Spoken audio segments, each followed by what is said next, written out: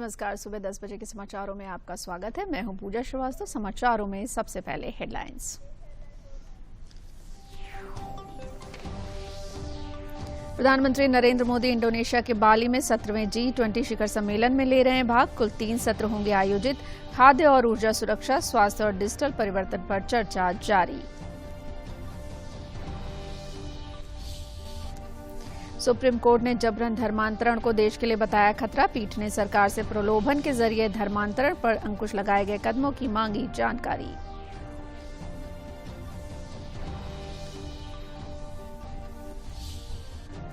मुख्यमंत्री योगी आदित्यनाथ ने गोरखपुर में कहा कि प्रदेश में कृषि उत्पादन को 3 गुना बढ़ाए जाने की है संभावना।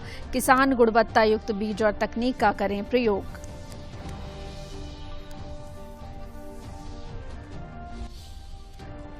और वाराणसी में 17 नवंबर से 18 दिसंबर तक चलने वाले काशी तमिल संगमम का हो रहा है आयोजन। काशी में रहने वाले तमिल निवासी और स्थानीय नागरिक भी दिख रहे हैं प्रसन्न।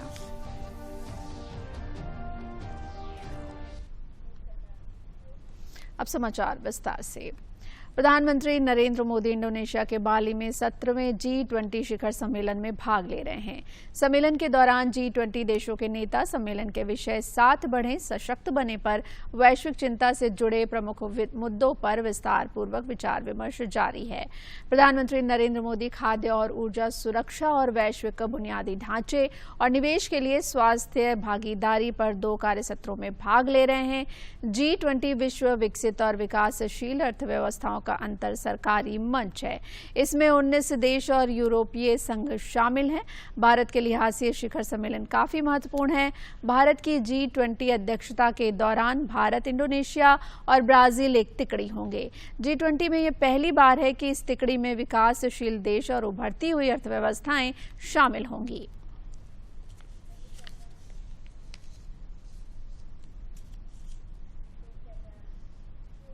सुप्रीम कोर्ट ने कल धर्मांतरण को देश के लिए बड़ा खतरा बताते हुए इसे गंभीर मुद्दा बताया है। कोर्ट ने कहा कि ये राष्ट्र की सुरक्षा और धार्मिक स्वतंत्रता को प्रभावित करता है। कोर्ट ने स्पष्ट शब्दों में कहा कि इसे रोका नहीं गया तो मुश्किल स्थिति पैदा होगी। न्यायमूर्ति M.R. शाह और न्यायमूर्ति हिमा कोहली की पीठ ने सॉलिसिटर जनरल तुषार मेहता से कहा कि सरकार प्रलोभन के जरिए धर्मांतरण पर अंकुश लगाने के लिए उठाए गए कदमों की जानकारी दे। जबरन धर्मांतरण को रोकने के लिए सरकार ने क्या कार्रवाई करने की रूपरेखा बनाई है। न्यायालय ने कहा कि चावल और गेहूं देकर आदिवासी क्षेत्रों में धर्मांतरण करवाया जाता है। ये बड़े पैमाने पर हो रहा है। कई बार लोगों को ये जानकारी भी नहीं होती कि वो आपराधिक कार्रवाई के दायरे में हैं। पीठ ने कहा कि धर्मांतरण जबरदस्ती कराए जाने के लिए कभी दंड भय तो कभी काले जादू का उपयोग किया जाता है। इसमें आदिवासी और दलित समुदाय के लोग अधिक प्रभावित होते हैं। न्यायालय ने 22 नवंबर को केंद्र से इस मामले में अपना रुख स्पष्ट करने के लिए कहा है। मुख्यमंत्री योगी आदित्यनाथ ने गोरखपुर में बाजार की मांग और जलवायु के अनुरूप बागवानी, सब्जी और सहखेती पर जोर देते हुए कहा कि प्रदेश में कृषि उत्पादन 3 गुना बढ़ाए जाने की संभावना है। उन्होंने कहा कि अच्छी गुणवत्ता के बीज तकनीक के उपयोग से कम लागत में अधिक उत्पादन किया जा सकता है। प्रधानमंत्री नरेंद्र मोदी की अपेक्षा है कि किसानों की आमदनी बढ़े और लागत कम हो। इसके लिए अभियान चलाया जाए। मुख्यमंत्री ने सभी जिलाधिकारियों को किसानों की मांग के अनुरूप धान खरीद कराए जाने के निर्देश दिए हैं ताकि वो अपनी फसल का सही मूल्य प्राप्त कर सके। प्राकृतिक खेती एक प्रकार की जीरो बजट खेती है, गौ आधारित खेती है। हमने देखा है कि उसके बहुत अच्छे परिणाम आ रहे हैं और उस अच्छे परिणाम को ध्यान में रखते हुए आपने देखा होगा हम विगत 2.5 वर्ष से पूरा देश, पूरी दुनिया कोरोना जैसी महामारी का सामना कर रहा है। कोरोना में पूरी दुनिया त्रस्त हो गई, पस्त हो गई। अकेले कृषि सेक्टर एक ऐसा था जहां पर जिसकी प्रोडक्टिविटी बढ़ी और अन्नदाता किसानों ने उस विपत्ति के समय भी दुनिया को निराश नहीं होने दिया। लगातार हमारा किसान मेहनत करता रहा। आज उसके परिणाम हम सबके सामने है कि खेती से अन्न पैदा होता रहा। तो प्रधानमंत्री जी ने प्रधानमंत्री गरीब कल्याण अन्न योजना के माध्यम से हर गरीब को फ्री में राशन भी उपलब्ध करवाने का कार्य कराया। और भाइयों बहनों, दुनिया की सबसे बड़ी स्कीम थी। एक और अन्नदाता किसानों के जीवन में परिवर्तन लाना, एमएसपी का लाभ उन्हें देना, एमएसपी को लागत का 1.5 गुना कर देना। जहां इसको इसके साथ जोड़ा गया, वहीं साथ ही साथ यह भी सुनिश्चित किया गया कि कोरोना जैसी महामारी के कारण अगर किसी के रोजगार और नौकरी पर असर पड़ा है तो उसके सामने खाने के लाले न पड़े, बल्कि उसको फ्री में राशन की सुविधा उपलब्ध हो सके। काशी में 17 नवंबर से 18 दिसंबर तक 1 महीने का काशी तमिल संगमम का आयोजन होने जा रहा है। इसके आयोजन में केंद्र सरकार का शिक्षा मंत्रालय मुख्य केंद्र में है। तमिलनाडु में आईआईटी चेन्नई इस आयोजन की मुख्य संस्था है, तो वहीं वाराणसी में काशी हिंदू विश्वविद्यालय मेजबान की भूमिका में है। यहाँ जिला प्रशासन भी जोर शोर से तैयारियों में लगा हुआ है और काशी में रहने वाले तमिल लोग भी इस आयोजन को लेकर उत्साहित हैं। माननीय प्रधानमंत्री आदरणीय नरेंद्र मोदी जी के द्वारा काशी में पहली बार तमिल संगमम का आयोजन हो रहा है। इसे सुनकर मैं और काशी वासियों को बहुत अच्छा लगा। हम उनका हृदय से धन्यवाद देते हैं। काशी तमिल संगमम एक भारत श्रेष्ठ भारत के तहत तमिलनाडु और काशी के बीच में जो सांस्कृतिक संबंध है उसको प्रदर्शित करने के लिए और कल्चरल एक्सचेंज के लिए इसको आयोजित किया जा रहा है। इसमें भारत सरकार के शिक्षा मंत्रालय और चेन्नई के आईआईटी और वाराणसी के जो बीएचयू, इन लोगों के सहयोग से ये किया जा रहा है। इसमें तमिलनाडु से 12 अलग अलग ग्रुप के जो एक जैसे छात्र वर्ग हो गए हैं, कलाकार हो गए हैं, सांस्कृतिक दल हो गए हैं, धार्मिक दल हो गए हैं, ये लोग अलग अलग ग्रुप में यहाँ पे आएंगे और उनको काशी के बारे में उनको बताया जाएगा। काशी के बाद वो लोग अयोध्या और प्रयागराज का भी भ्रमण करेंगे। भाजपा के प्रदेश अध्यक्ष भूपेंद्र चौधरी ने कहा कि आगामी निकाय चुनाव में ऐतिहासिक सफलता के लिए लोक कल्याणकारी कामों को जनता तक कार्यकर्ता ले जाएं। उन्होंने कहा कि कार्यकर्ता पार्टी संगठन की पूंजी हैं। कार्यकर्ताओं के परिश्रम के कारण ही आज भाजपा बड़ा राजनीतिक दल है। उन्होंने कहा कि सबका साथ, सबका विकास, सबका विश्वास पर पार्टी आगे बढ़ रही है। सहारनपुर और शामली जिले की बैठक में इस मुद्दे पर कार्यकर्ताओं के साथ प्रदेश अध्यक्ष ने चर्चा की। उन्होंने कहा कि तमाम गठबंधनों को जनता ने नकार दिया है और भाजपा पर अपना भरोसा कायम रखा है। इसे आगे बढ़ाना कार्यकर्ताओं की जिम्मेदारी है। समाचारों में आगे बढ़ने से पहले लेते हैं विराम।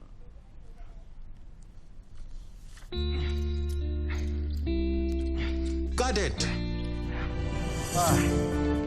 सोचिए, अगर असल जिंदगी में ऐसी हालत हो तो कितनी मुश्किलें होती हैं, लेकिन शुक्र है बैंकिंग के लिए नहीं।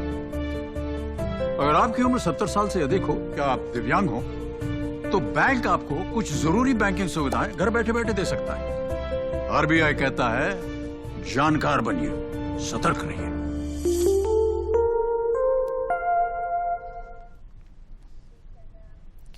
मुख्यमंत्री योगी आदित्यनाथ के आदेश पर बरेली मंडल में लोकल फॉल्ट, निर्बाध विद्युत आपूर्ति और लो वोल्टेज की समस्या से निजात दिलाने के लिए बरेली मंडल के चारों जिलों में 35 नए विद्युत सब स्टेशन बनाए जाएंगे। इसके अलावा करीब 67 स्टेशनों पर पावर ट्रांसफार्मर लगाकर क्षमता वृद्धि की जाएगी। प्रथम वरीयता क्रम में 27 पावर ट्रांसफार्मर लगाए जा रहे हैं।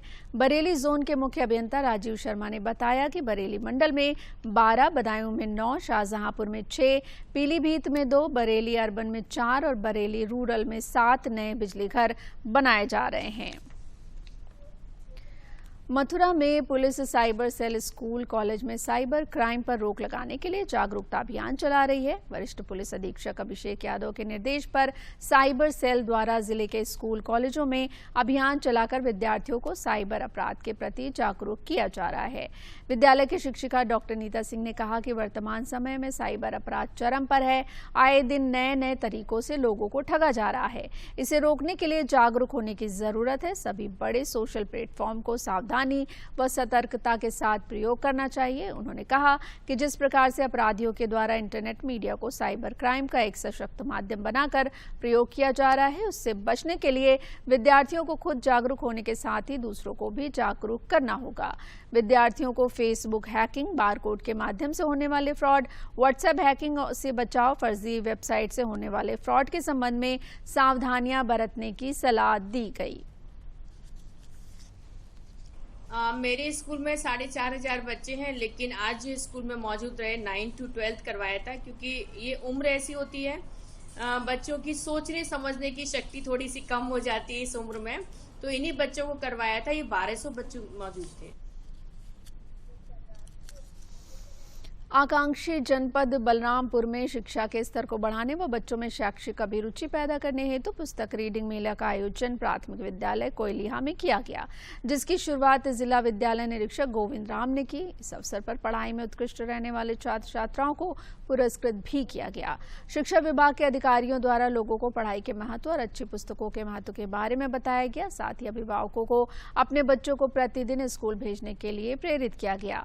जिला विद्यालय निरीक्षक गोविंद राम ने बताया कि इस आकांक्षी जनपद को गत वर्ष शिक्षा के क्षेत्र में प्रगति पर नीति आयोग द्वारा पुरस्कार भी मिल चुका है, जिस धनराशि से विद्यालयों में कंप्यूटर लैब इत्यादि की व्यवस्था की गई है। उन्होंने कहा कि पुस्तक रीडिंग मेला जिले में बच्चों को पढ़ाई के प्रति अभिरुचि जागृत करने में महत्वपूर्ण साबित होगा।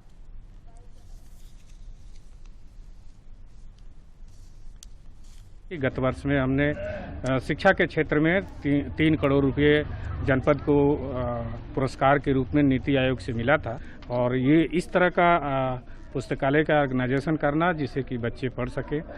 किताबें रखे रहने से कुछ नहीं होगा, बच्चे जब तक उसको पूरा नहीं देखेंगे। इसको देख करके लोग प्रोत्साहित होंगे और सभी विद्यालयों में इस तरह का कार्यक्रम आयोजित होगा, और ये हमारे बच्चों के लिए, विकासखंड के अन्य विद्यालयों के लिए निश्चित रूप से लाभदायी सिद्ध होगा। प्राथमिक विद्यालय कोयलिहा बलरामपुर में रीडिंग मेला का आयोजन किया गया है, जिसका उद्देश्य है कि हमारे पुस्तकालय में स्थित सारी किताबों को हम बाहर डिस्प्ले कर दिए हैं, जिसको हमारे बच्चे सारी किताबों को देख सके, उसको पढ़ सके। साथ ही हमारे गांव के अभिभावक भी आएँ और विद्यालय की पुस्तकों को देखें, उसको पढ़ें और पुस्तकों को पढ़कर लाभान्वित हों। कर्मठ शिक्षकों के द्वारा अच्छा शिक्षण की व्यवस्था करके धीरे धीरे प्रधानमंत्री माननीय मुख्यमंत्री जी के नेतृत्व में शिक्षा का जो क्षेत्र है वो समग्र शिक्षा के क्षेत्र में समग्र विकास के लिए अग्रसर है। हमारे स्कूल में मेला है और हम लोग जितने भी किताबें हैं हम लोग पढ़ेंगे और ज्ञान प्राप्त करेंगे। उद्यम प्रोत्साहन नीति का एक बड़ा असर अब दिखने लगा है।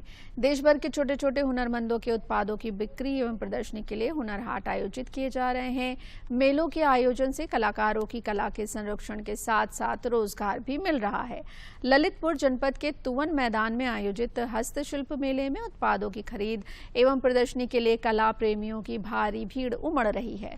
बढ़ती ठंड से बचने के लिए कश्मीर के उत्पादों के स्टॉल पर जहां जमकर खरीदारी देखी जा रही है, वहीं राजस्थानी अचार, मुरब्बा व कैंडी के साथ साथ आइसक्रीम के स्टॉल पर भी महिलाओं एवं बच्चों के आकर्षण का एक बड़ा केंद्र बने हुए हैं। इसमें छोटे बड़े सभी प्रकार के पर्स आए हैं। इस बार खास पर्स से यहाँ लाए हैं इस तरह के आइटम। ये देखिए, ये हाथ से बना हुआ है, पूरा हाथ का पैटर्न हुआ है इस तरह से, और यहाँ के लोग हमारी कारीगरी को पसंद भी कर रहे हैं और यहाँ पे इसको रिस्पॉन्स भी दे रहे हैं, और इस बार अच्छा रिस्पॉन्स मिल रहा है। काफ़ी तरह के मैं अचार लाया हूँ और 15 साल से कम मैं आपके ललितपुर शहर में आ रहा हूँ। और अभी जो है लहसुन अदरक की चटनी, लाल मिर्च, मठे वाली मिर्च, लसोड़ा, टेटी वगैरह, मतलब 25-30 तरह के अचार है मेरे पास में, और शुद्धता की पूरी गारंटी है। और मतलब जो है मेरे को अच्छा रिस्पॉन्स मिल रहा है आपके शहर में, और मैं 15 साल से लगातार आ रहा हूँ। बहुत अच्छा लगा है, मतलब मेला बहुत बढ़िया लग रहा है, सब सामान बहुत अच्छा है। प्रधानमंत्री जी ने बहुत अच्छा मतलब कौशल दिखाने का मौका दिया लोगों को। सारे सामान बहुत अच्छे हैं खरीदारी करने के लिए, सारे बजट के अंदर आते हैं। पूरे राजस्थानी मतलब जो आर्ट है और कश्मीर के जो सब कुछ चीजें हैं बहुत अच्छे हैं सारे। फतेहपुर में सरकार बेरोजगार युवाओं को रोजगार देकर आत्मनिर्भर बनाने हेतु मेलों का आयोजन कर रही है। मिशन रोजगार को सफल बनाने के लिए ITI, कौशल विकास और सेवा योजन विभाग के सामूहिक तत्वाधान में वृहद रोजगार मेला व स्मार्टफोन वितरण कार्यक्रम का आयोजन किया गया। इसमें लगभग 1500 अभ्यर्थियों द्वारा प्रतिभाग किया गया। इस रोजगार मेले में 480 चयनित छात्र छात्राओं को स्मार्टफोन भी वितरित किए गए। रोजगार मेले में प्रदेश स्तर की 30 से अधिक कंपनियों HDFC India private limited, Tata Motors, bright future, organic herbals, career bridge skill, hero motor Corp एवं पुखराज हेल्थ केयर ने प्रतिभाग किया। इस कार्यक्रम में 350 योग्य अभ्यर्थियों का चयन किया गया, जिन्हें 8,000 से लेकर 20,000 रुपए प्रति माह प्रदान किया जाएगा। जो सरकार की उत्तर प्रदेश के मुख्यमंत्री आदरणीय योगी आदित्यनाथ जी ने जो 2022 के चुनाव में संकल्प पत्र था, घोषणा पत्र था, उस पर उन्होंने कहा कि उत्तर प्रदेश के प्रत्येक जो छात्र छात्राएं हैं उनको स्मार्टफोन, लैपटॉप देगी सरकार। तो जो इसके पहले जो सरकारें चुनी जाती थी वो लास्ट में देती थी, मगर योगी जी को मैं बधाई देता हूँ और उनके दिल इतना बड़ा है, बनते साथ ही टैबलेट, स्मार्टफोन वितरण करने का काम किया। इस वृहद रोजगार के मेला के माध्यम से आज हमें यह उम्मीद है कि जनपद के 1000 बच्चे का आज मैं प्लेसमेंट करा सकूंगा। साथ ही शासन ने हमको 1882 स्मार्टफोन वितरण करने हेतु प्रदान किए हैं। कि जैसे हम लोग जाते थे कहीं पढ़ने कोचिंग, तो वहाँ पर जो टाइम वेस्ट हो जाता था, 1 घंटे जाने में 1 घंटे आने में, अब क्या होता है कि मोबाइल है हमारे पास तो हम डायरेक्ट उसमें यही हमारी टाइम की बचत है। ये जो गवर्नमेंट ने स्कीम चलाई इसके लिए अच्छा है, जो सबके लिए यानी लाभकारी। मेरा नाम ईशा है, मैं रोजगार सम्मेलन में आई हुई हूँ और यहाँ पे भारत कंस्ट्रक्शन सप्लायर में मेरी जॉब सिलेक्शन हो गया है और मेरी सैलरी 8,600 रुपये। जी सर, मुझे बहुत खुशी हो रही है। माननीय मुख्यमंत्री योगी आदित्यनाथ ने जो कहा था अपने मैनिफेस्टो में, उसके अकॉर्डिंग हमें स्मार्टफोन मिला है, जिससे हम अपनी पढ़ाई में जो ऑनलाइन क्लासेस हैं उनमें हम बेहतर पढ़ाई कर पाएंगे और हमें बहुत लाभ मिलेगा पढ़ाई में। मिर्जापुर में ODOP के तहत कारपेट पीतल उद्योग के साथ पॉटरी उद्योग को बढ़ावा देने के लिए निवेश जागरूकता कार्यशाला का आयोजन किया गया। जिला प्रशासन ने कहा कि निवेश और निर्यात के लिए जो भी मदद होगी वो उपलब्ध कराई जाएगी। पीतल उद्योग यहाँ का पुराना उद्योग है, लेकिन ये आगे नहीं बढ़ पा रहा है। इस उद्योग से जुड़े लोगों को अच्छी तकनीक के साथ उन्हें प्रशिक्षण भी प्रदान किया जाएगा। कई फसलें जनपद की ऐसी हैं जिनकी मांग पूरे देश में रहती है, उनको प्रमोट करने के लिए भी काम किया जाएगा। केंद्रीय मंत्री अनुप्रिया पटेल भी इन उद्योगों को बढ़ाने के लिए अनवरत प्रयास कर रही हैं।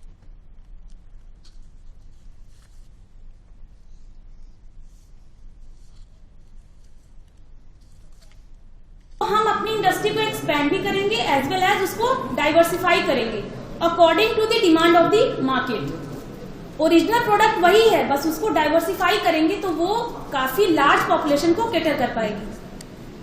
तो इससे दिखता है कि कितना प्रयत्नशील हमारी सरकार निर्यात और निवेश को बढ़ाने के लिए, और ये प्रयत्न हमारे ख्याल से जिस तरह से किया जा रहा है ये जरूर रंग लाएगा और 1 ट्रिलियन इकोनॉमी का जो योगी जी का सपना है और 5 ट्रिलियन इकोनॉमी को इंडिया की इकोनॉमी बनाने का जो मोदी जी का सपना है वो जरूर पूरा होगा। FPOs का वैसे भी नाबार्ड की तरफ से और अन्य विभागों की तरफ से FPO होने के नाते उनको बहुत सारे स्कीमें के लाभ मिल तो रही है। हमारा यही प्रयास रहेगा कि जो उनके प्रोडक्ट्स है अच्छी तरह से मार्केटिंग हो जाए और पैकेजिंग हो जाए ताकि वो एक्सपोर्ट भी कर पाए।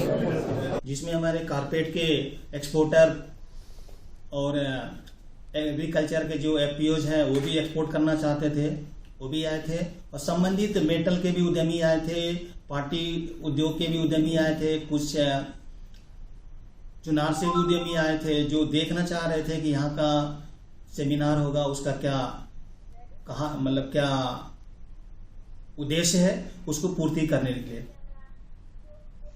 कानपुर देहात में पराली जलाने की घटनाओं को रोकने के लिए सैटेलाइट के माध्यम से निगरानी की जा रही है। पराली जलाने वाले किसानों पर जुर्माना भी लगाया जा रहा है।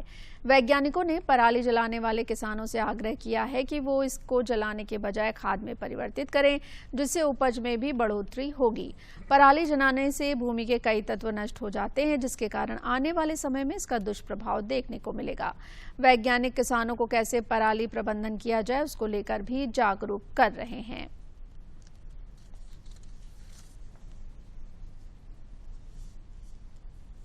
पराली को लेकर हम लोग सेंसिटिव हैं। हमारे जनपद में जो ज्वार, मक्का और धान की बुआई होती है, एक जैसे ही फसल कटना शुरू होता है किसान तेजी के साथ अपनी रबी की फसलें बोता है।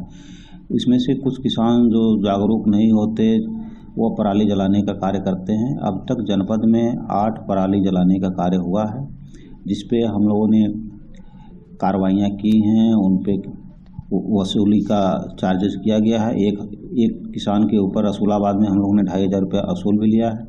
बाकी 5 किसानों को जो है नोटिस जारी कर दिया गया, उसको जल्दी ही हम लोग वसूली कर लेंगे। जो ये कृषि यंत्र चल रहा है, इसके द्वारा कम लागत में और अधिक क्षेत्रफल में हमारी अतिशीघ्र बुआई हो जाती है और फसल अवशेष प्रबंधन भी होता है, क्योंकि इसमें किसान डायरेक्ट धान काट करके और धान का जो बीज है वो अपना निकाल लेता है और पराली को बिछा देता है। तो जब पराली खेत में फैली हो उसी समय क्या करते हैं कि हैप्पी सीडर, जैसा आप ये देख रहे हैं कि हैप्पी सीडर चल रहा है और बगैर जुताई किया खेत में सीधे जो है किसान भाई इसमें हैप्पी सीडर के द्वारा गेहूं या अन्य फसल की जो है सीधे बुआई कर सकते हैं। बाराबंकी जिले में किसानों का उचित दाम में धान खरीद के केंद्र शुरू किए गए हैं। जिला प्रशासन ने 1 नवंबर से 28 फरवरी 2023 तक 4 एजेंसियों के कुल 63 क्रय केंद्र खोले हैं, जहां किसान 2040 रुपए प्रति क्विंटल समर्थन मूल्य में टोकन लेकर अपना धान बेच रहे हैं। बाराबंकी में इस बार 1.85 लाख मीट्रिक टन धान खरीद का लक्ष्य मिला है। ये पिछली बार हुई कुल खरीद से 15,000 MT अधिक है। इसके सापेक्ष 3,300 मीट्रिक टन की तौल हो चुकी है। क्रय केंद्रों में धान बेचने के लिए अब तक करीब 22,000 किसानों ने ऑनलाइन पंजीयन कराया है, जिसमें 12,000 से अधिक का राजस्व विभाग से सत्यापन भी हो गया है। किसानों को धान बेचने में किसी भी प्रकार की असुविधा न हो, इसके लिए किसानों की समस्याओं एवं शिकायतों के लिए नियंत्रण कक्ष भी स्थापित किया गया है। धान खरीद हेतु जनपद बाराबंकी में 63 क्रय केंद्र खोले गए हैं और 1,85,000 कुंटल का हमें टारगेट मिला है। किसानों की सुविधा के लिए केंद्र पर पीने के पानी की व्यवस्था, बैठने के लिए तख्त की व्यवस्था और मंडी द्वारा अन्य सुविधाएं उपलब्ध कराई गई हैं। अभी हमारे यहाँ जनपद में अच्छी खरीद शुरू हो गई है और आवक काफ़ी तेज है। अभी 3,338 MT हमने खरीद भी लिया है और भी जो है प्रतिदिन हम तौल बढ़ा करके अपना लक्ष्य पूरा करने का प्रयास करेंगे। हमारा धान तौल गया है। सरकार की बहुत अच्छी सुविधा है। पिछले साल से 100 रुपये ज़्यादा दाम भी मिल रहा है। योगी जी की बहुत अच्छी व्यवस्था है। तीसरे दिन पैसा आ रहा लोगों के अकाउंट पे। अब की बार जो हम लोग की आय दुगनी करने के लक्ष्य से यूपी गवर्नमेंट ने 100 रुपये हम लोगों की वो बढ़ाई है, रेट बढ़ाया है। उसके लिए बहुत बहुत धन्यवाद करता हूँ माननीय मुख्यमंत्री जी का और प्रधानमंत्री जी का। और यहाँ पे बढ़िया एकदम सिस्टम से काम हो रहा है। ट्राली खड़ी नहीं करनी पड़ रही है। ऑनलाइन सबका टोकन एसएमआई साहब ने दे दिया है और जिसका टोकन होता है कॉल करके बताया भी जाता है उसको कि आप अपना धान ले आइए, आज के दिन आपकी धान की तौल होनी है। और खाने पीने होने की व्यवस्था, पानी की बहुत अच्छी है यहाँ पे। किसानों के लिए सारी सुख सुविधाएं यहाँ पर मौजूद हैं। पानी और बैठने की सुविधा है, पानी की सुविधा है, सारी सुविधाएं मंडी में उपलब्ध, मंडी समिति द्वारा उपलब्ध कराई। दुधवा नेशनल पार्क में बाघ और बारहसिंगा सहित तमाम वन्य प्राणियों और प्राकृतिक जंगलों के प्राकृतिक पर्यटन के लिए लगभग 6 माह के इंतजार के बाद देश विदेश के पर्यटकों के लिए खोल दिया गया है। आज से पर्यटकों का आना शुरू हो रहा है। पर्यटकों के आगमन को लेकर पार्क प्रशासन ने पूरी तैयारी कर ली है। वहीं दुधवा टाइगर रिजर्व के फील्ड डायरेक्टर संजय कुमार ने बताया कि जंगल में घूमना अपने आप में नया एहसास है। दुधवा घूमना प्राकृतिक पर्यावरण के साथ जीव जंतुओं को देखने के लिए एक नया अनुभव है। दुधवा के आसपास भी तमाम पर्यटन स्थल हैं जिन्हें लोग घूमने के लिए यहाँ आते हैं। अधिक से अधिक पर्यटक यहाँ आए, इसको लेकर वन विभाग ने तैयारी कर रखी है। इसके साल के जो वन है और पूरी दुनिया में काफ़ी मशहूर है और उसके अतिरिक्त भी कई जो जैव विविधता से परिपूर्ण जगह है। ये बहुत ही हमारे जो वेटलैंड्स हैं इस पर काफ़ी उसमें पानी है, अच्छी बरसात हुई है, जलीय जीव है, इनको भी देखने का पर्यटकों को अवसर मिलेगा। तो हमारा पूरा ही दुधवा टाइगर रिजर्व, ये कसदिया घाट का पार्ट हो, किशनपुर वाइल्ड लाइफ सेंचुरी हो, और दुधवा राष्ट्रीय उद्यान का क्षेत्र हो, गैंडों को देखने के लिए भी पर्यटकों को इस पर से अवसर मिलेगा। पिछले बार कम समय के लिए मिला था, लेकिन इस साल पूरे ही सत्र के लिए होगा। हाथी की सवारी भी गैंडा क्षेत्र में की जा सकेगी। तो तमाम चीज़ें हैं जिसका पर्यटक आनंद ले पाएंगे और हम लोग सभी तैयार हैं उनका स्वागत करने के लिए।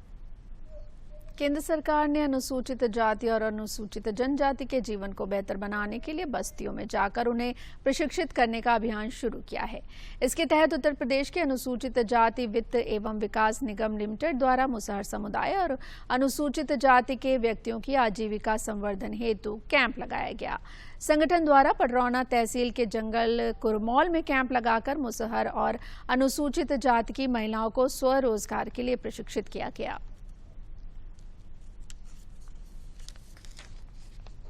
6 जून 2022 को भारत सरकार के स्तर से पीएम अजय की एक नई गाइडलाइन जारी हुई, जिसमें पुरानी जितनी भी योजनाएं थी अनुसूचित जाति वित्त विकास निगम से संचालित, सभी को बदलते हुए पीएम अजय की वृहद योजना आई, जिसका बहुत बड़ा इम्पैक्ट पड़ेगा अगर हम उसका क्रियान्वयन अच्छी तरीके से करते हैं। तो उस क्रियान्वयन के तहत चूंकि मुसहर समुदाय सबसे पिछड़ा हुआ समुदाय है अनुसूचित जाति में, तो हम लोग इनके समावेशन के लिए कैंप्स कर रहे हैं ताकि हम ये समझ सकें कि वास्तविक इनकी डिमांड क्या है, क्योंकि जब तक जमीनी सच्चाई हमें पता नहीं होगी कि किस काम के लिए ये लोग इच्छुक हैं, तब तक हम इसमें ज़्यादा काम नहीं कर पाएंगे। तो इस पीएम अजय में 3 बहुत महत्वपूर्ण कंपोनेंट हैं इसके। एक है ट्रेनिंग का पार्ट, बिना ट्रेनिंग के हम कोई फाइनेंसिंग नहीं कर पाएंगे। पहले हम ट्रेनिंग देंगे हर चीज़ के लिए। ट्रेनिंग के बाद जो सब्सिडी पहले हमारी 10,000 रुपये हुआ करती थी, वो सब्सिडी हमारी बढ़कर 50,000 रुपये तक हो गई है। और जो इनकम लिमिट हमारी पहले थी 46,000 और 56,000 ग्रामीण और शहरी क्षेत्रों में, वो बढ़ के 2.5 लाख रुपये हो गई। बीरबल साहनी पुरा विज्ञान संस्थान लखनऊ में संस्थापक दिवस समारोह का आयोजन किया गया। इसमें हिमालयी वनस्पतियों के विकासात्मक विचलन को समझने के लिए एकीकृत जैव भू जलवायु की रूपरेखा पर चर्चा की गई। प्रदेश में कृषि उपज पर जलवायु परिवर्तन का असर हो रहा है, उसको लेकर भी इसमें चर्चा की गई है। हिमालयी वनस्पतियों की समृद्ध विविधता और इसकी बदलती गतिशीलता पर चर्चा की। उन्होंने इस बात पर भी जोर दिया कि पश्चिमी हिमालय की तुलना में पूर्वी हिमालय में उच्च पुष्प स्थानिकता क्यों है। जलवायु परिवर्तन के कारण हिमालय के क्षेत्र में कई परिवर्तन देखने को मिल रहे हैं, उनको कैसे संरक्षित किया जाए, इस पर भी चर्चा की गई। पूरा वनस्पति अनुसंधान के लिए कैसे काम किया जाए, इसको लेकर भी वैज्ञानिकों के बीच चर्चा हुई। इस अवसर पर निबंध लेखन और पोस्टर प्रतियोगिता का आयोजन किया गया था। इसके साथ समाचार समाप्त हुए। नमस्कार।